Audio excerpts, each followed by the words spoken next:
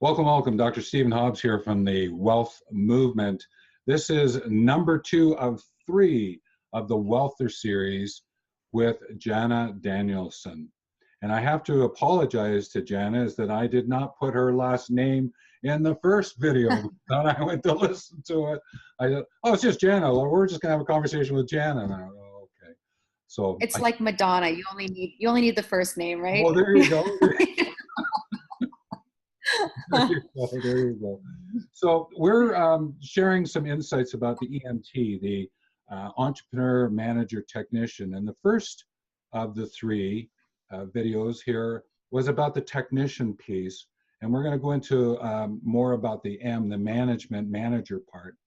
But before we do that, there was something that we didn't get a chance to chat about, and it's on me, is that I didn't actually get to ask you about this element of, people call it passion.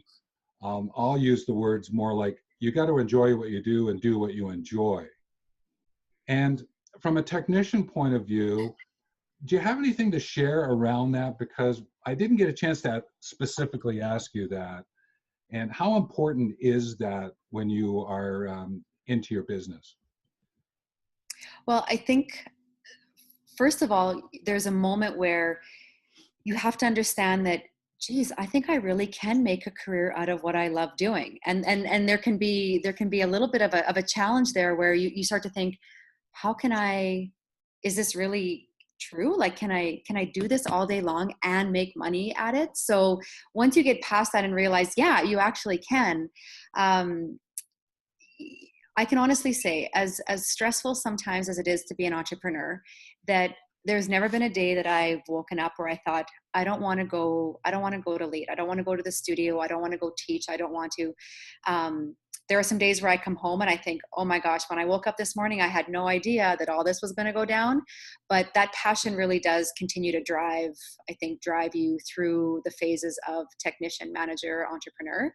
And one of the stories I like to share, and it was really an eye-opener for me, was about, I would say maybe 4 or 5 years ago. My boys would have been like 8, 10, and 12. And my husband was away harvesting. And so the boys and I were eating supper, and my younger 2 were talking about what they wanted to be when they grew up. And one said to the other, like, I don't know. I want to be a goalie in the NHL, but I also want to play, baseball maybe. And the other one says to him, well, why? You don't have to choose. You can be both. Mom does lots of different things. And it was really cool to see and hear that through their eyes, because they did see me as the business consultant. They knew, I would sit at my computer and write reports, and then they would see people coming in to take class, because that's where my studio started, out of my home. And so when you look at that passion through the eyes of a child, where you've told them, the message they've received is, you can do whatever you want to do. It doesn't matter. You don't have to pick one thing, or you can do this now and then you can do something else later. And I think that's exactly what it is to be an entrepreneur, because at some point I know that I'm going to be selling my businesses, and I'm excited for what's coming next. And I might go through that whole cycle again of the T and the M and the E. So I think that's kind of been my experience with that passion, and how it's kind of driven me to where I am today.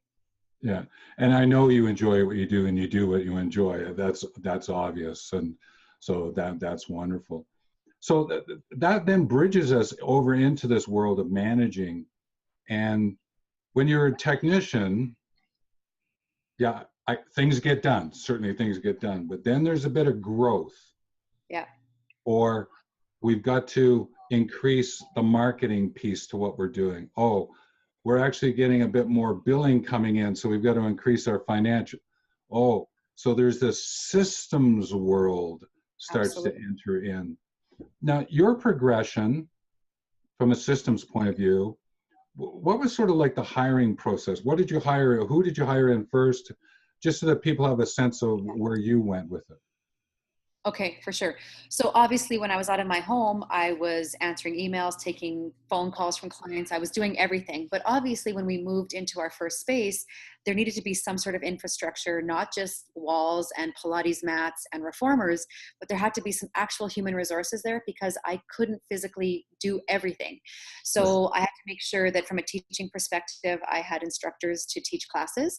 And that process for me actually started about 9 months before we opened, because the Pilates training that I wanted my instructors to do was the same training that I went through. And it's not like a weekend course on the internet. It takes time. So I was, when it came time to opening the doors, the girls that did their training with me were ready to go. So the instructors and planning for some administrative support. And actually in the early days, we only had the budget for admin support in the evenings. So during the day, if I was there teaching, I would literally like teach a bit. And if I would hear the door open, I would run out of my class and I'd be like, I'm done in 5 minutes. I'll be right back. And then I would go finish teaching and that person would wait. Or, can you come back in half an hour? And although that wasn't optimal, obviously, because I had a potential customer walk through the door, that literally from a budgeting and a financial perspective, that's what we had to do. And we grew that to the point where, now we do need someone full-time throughout all the open business hours. Or I would run and pick up my boys from school and I would do one of those be right back, like 4 o'clock, be right back kind of things. Right. So, you do. I mean, the skeleton, and it truly is a skeleton. We didn't start adding more kind of meat to those bones until we financially could afford it. The one thing that we did also at the same time is we did hire a part-time bookkeeper, because that is not an area of expertise for me. It's not in my unique ability. I don't love that. And I knew that if I was going to be successful in the early days, I did need some of that support from a bookkeeping perspective. And so that money was very well spent and allowed me to do the things that I love to do while still getting some obviously important updates from my bookkeeper on the monthly and quarterly reporting that was required. Well, I think there's a piece in that story there about the pre-work that you did to get the instructors ready before you open the doors, rather than open the doors and then get your instructors ready. Yeah. And it's part of transferring that brand. So it wasn't just about making them good instructors. There was this whole piece on what was the culture, because the culture was me, and it happened just organically because it came from my heart. And so I had to make sure that that whole piece was transferred to them so that we were using similar language, the client experience was going to be similar. So, there really are two pieces there. There's the technical piece of the staffing, but then there's the human aspect of it. It should feel like Lead Pilates, whether you're talking to me, one of my instructors, or one of my new admin team members. So it's kind of, there's that dual approach there, that if you forget about that one piece, you can have rock star instructors, but if they have no idea, what class someone should take if they've got a disc issue, or how do the packages work, or, what are the values of the company? That's all really critical. And sometimes I believe when someone goes from the T to the M, often missed, and can create a lot of just dissension and disorganization in the early days. Oh, for sure. Well, one of the favorite ways that I look at systems is save yourself time, effort, and money and make it safer. Yeah. And that's why you've got to manage these systems. And there are people who try to jump from T to E and not worry about the systems. And it's sort of the sandwich. There's nothing in the middle of the sandwich. It's sort of No, or you take a few bites and you think this has no taste and you don't eat the rest of it. So, right. yeah. So it's really important to get down to this world of the managing. Now, you have brought some experience of managing into the story, though, because of your consulting work. You're right. And, I spent, as even prior to when I did my management consulting, prior to that, I had a managerial role, at a large institution at our university here, and then at a smaller business as well. And that, although I had that kind of under my, as part of my experience, it's very different managing a group of people, in a large organization where you're you're a cog in the wheel, versus people who are working directly for you, because that old saying, no one loves your business like you do. Well, that's 1,000,000% true. And there were a lot of frustrations early on, even though I had management experience, even though I had, I hired, I trained, I had experience with discipline and firing. Um, it's not, it's not like owning your own business. And so sometimes what's challenging for the owner is that it's hard to separate your head from your heart. And I'll tell you too, like, and this often happens, I'm sure a lot of people listening to this, your first employees may have been, your neighbor's daughter, or, your auntie's cousin, or there's sometimes a connection because you don't know where to go, or someone says, oh, you know what, I've got this friend and she's looking for a job. And you're like, oh, great. And then, so sometimes it adds these layers of more complexity if things don't work out. So, management experience, is it important? I think it serves me well every single day. My degree's in business. I get a return on my investment every single day. Is it required? No. But even in those early days, having systems, like not just a point of sale system, but even having, what kind of staff meetings are you going to have? What does a performance review look like? How, do you do check-ins with your staff? What does development look like? Do you just pull them aside when they need some extra training, or do you make it positive? And let me tell you, even though, I've been in business for myself now for, almost 10 years, 10 years actually on Friday. Employees will always, when the boss wants to talk to them, where does our mind go? Human nature is, oh my gosh, I'm in trouble, right? And so if you can early on create a system, a human resource system that can manage some of that, it's key. And a lot of people don't have skills in that area, but there are some, a quick internet search will give you lots of ideas for performance management and performance checklists, and just building that into the culture, even if it's you and, some other person that are starting this business, one other employee. Be smart and take the time to create those systems, because when you'll need them, they won't be there. And then you'll kick yourself in the butt and you're like, darn, this is why I need this. I need a bit of a paper trail, or I need to be able to go back to this. So it's worth the time. I agree that HR part is really important. I'll use the term people navigation. I like You got to navigate the people. And I really appreciate your example about, it's my neighbor's daughter. Yeah, I hire her in, but the daughter doesn't work out. Now what do I do with the neighbor's relationship? Yeah, it's true. In those early days, that's what you do. Yeah. And it is just part of the reality sometimes of being the entrepreneur. I think one of the things that I learned the most when I was doing the work that I was doing was to, in a sense, hire slow and exit fast. That's very good advice. Yeah. Right? And I think you're right. I think the key word there, though, is learn. You have to learn it, because you will go through a time where you'll think, I have nothing more to give this person, and it should have been goodbye months ago. But you learn from it, and that's why it's no longer a mistake, because if you learn from it, then it becomes experience. Yeah. And I prefer learn experience, all right, and use that to leverage the next one, and just go from there.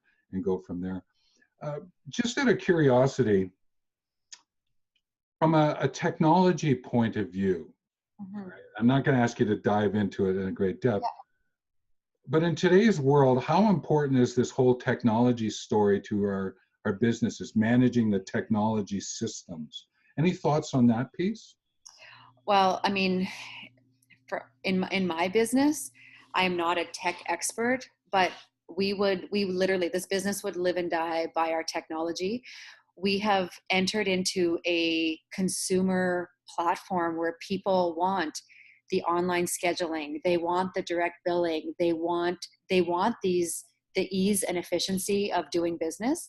And so not only from a marketing social media perspective, not only from being able to report for, taxes and some of those, the processes that used to be very manually driven that have been obviously transferred over to technology.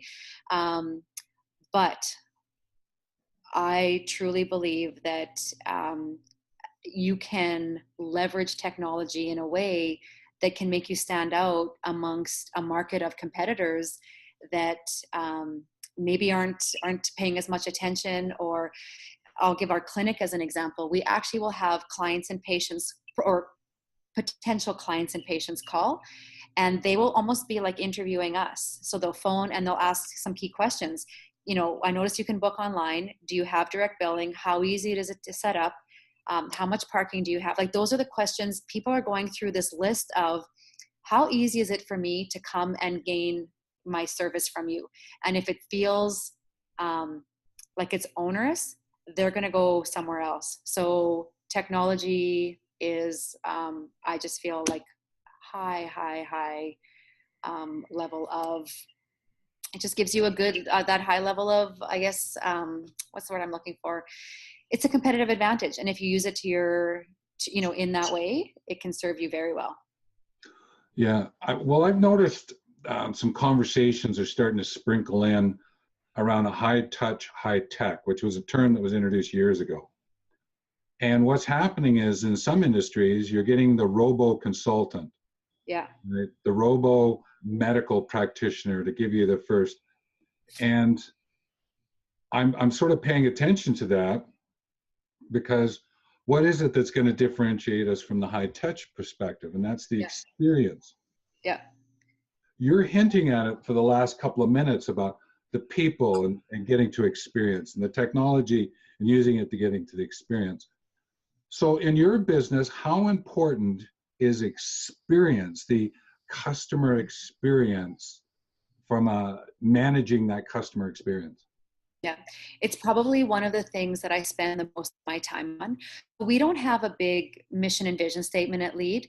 We have our why. So our why is to educate, inspire, and move the clients and patients who choose to walk through our doors every day to create better versions of themselves. That's what we do.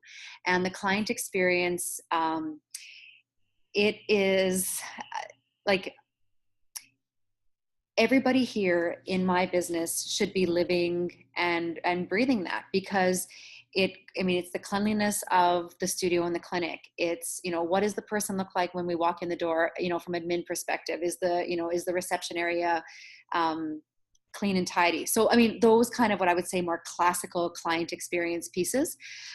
We like to take things like much higher than that. So we work hard on, like, in our systems, we use our systems, we have little client profile pictures. And so when someone walks in the door, we're always using their first names.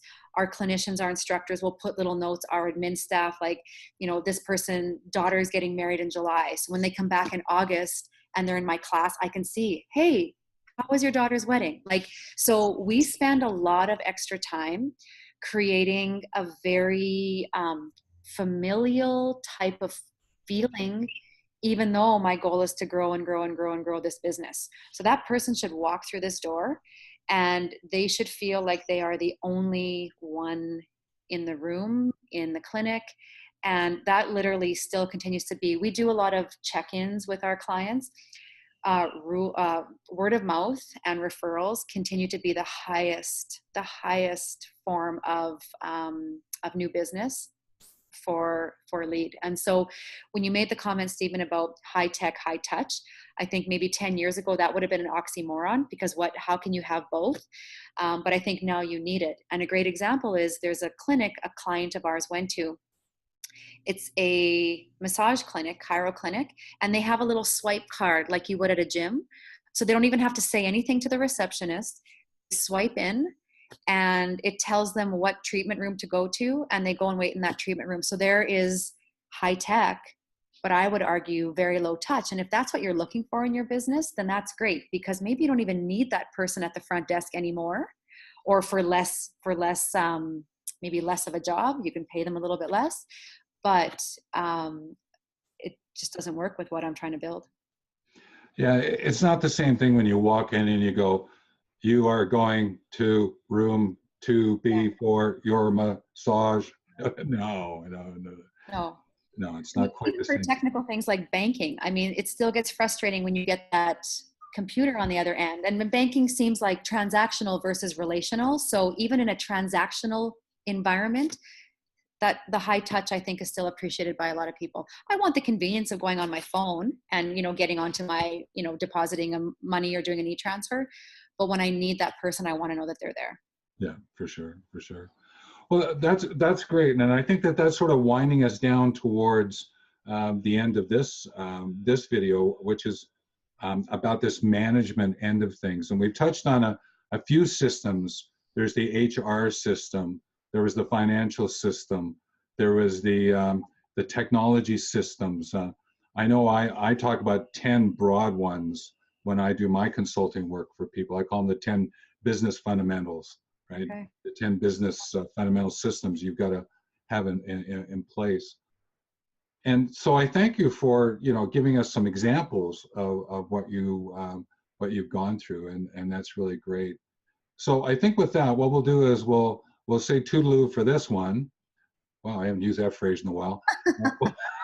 We'll see you on the see you on the next one, and just sort of a conversation about the E part of things. Okay, sound great? Sounds great. Yep. Okay, so I will say take care, and we'll catch you for the next one. Okay. Next time.